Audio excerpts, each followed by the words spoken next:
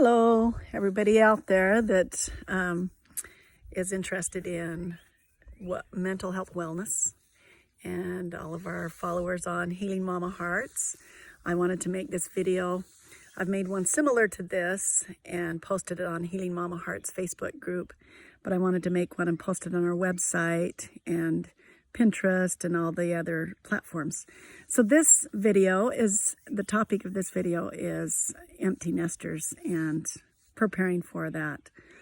I had a sweet young mom, well, not too young, ask me what to watch out for and how to be adjusted, how she can be adjusted, because her younger girls were about to leave home and she'd have an empty nest. So I just had some ideas I wanted to share with you. And I'm sure I won't cover it all. I'm sure there's plenty of other ideas too. But one thing that I feel like is really wise is it takes years and years to, when you have family, to be to the spot that I am now. I had 6 girls. I had 5 of my own and adopted one. And you kind of get time to plan how you would like, what you'd like to do to fill up those, the space or your time or whatever. And I think that's being proactive is the biggest, most important thing. So it doesn't just kind of hit you upside of the head and kind of surprise you. And even though I have really prepared and really thought about this, and, I'm still surprised by a few emotions and things, but not too much so far. So one of the things that I notice is, other than looking forward to it, is also every last time thing that we did, like our last time for our last family trip together, our last meal together, our last time in church together, I stopped, I paused and went, wow, this is so cool. We're all together. It may be our last one. Kind of warning myself. My kids and husband started making fun of me because I would say things like that for, there's so many last time things. Our last Mother's Day together, our last birthday, and different things together. And it's not like we're not going to ever get together again now that, we're empty nesters. But I just took time, just paused and went, wow, this is so sweet and so precious. And just felt like I wasn't taking that time for granted. So there's that. Also being proactive and kind of getting people around you that can come and hang out with you and that can go and do something fun with you, or just share a meal or whatever. I've got such a full circle that I can just say the word, just send a text to anybody and have a house full. And I love that. Having your circle bigger is very helpful with tough things. When you're dealing with tough things, it's like your support group. Everybody's just there for me. And I part of me's like, I really kind of like an empty house and it gives me time to be creative with art and all these things. And if I ever for 1 second want a full house, I know people that can fill it up so quick, and I love it.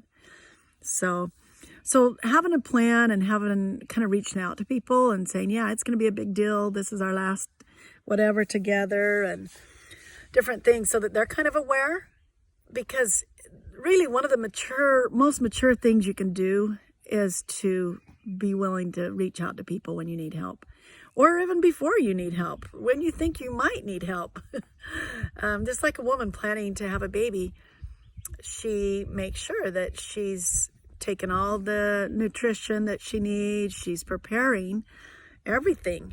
And yeah, there's sometimes your birth plans go completely nutsos and they're not how you planned. But if you've had postpartum depression with one pregnancy, the next pregnancy, you would be really, really proactive and figure out what to do about that before you have the baby, or maybe even before you get pregnant. I don't know. So being proactive about an empty nest, and it is so similar to being in labor in the sense that I had all these emotions. It was weird watching them load up the stuff in the car, and my last one was so good about just, just gently, she didn't just like, I'm out of here, slam the door. We talked about it. We had our last date together, her and I, and we had our last everything, and just so sweet. I got to express myself to her, and she expressed her feelings to me a lot before she went, so it was really sweet. But seeing her load everything up in the car, oh, I wanted to say, no, don't go. Yes, do go. This is so exciting. No, don't go. I was kind of crazy. It was really weird. It was like, I just wanted to hold on to every second. Like, I hugged her and I didn't want to let go. Like, it was hard.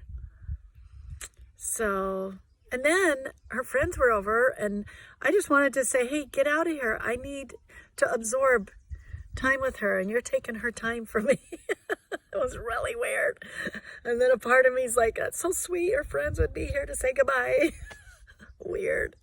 So it's a wonderful, wonderful chapter, and I'm just excited, and I'm facing new things that I've never felt before.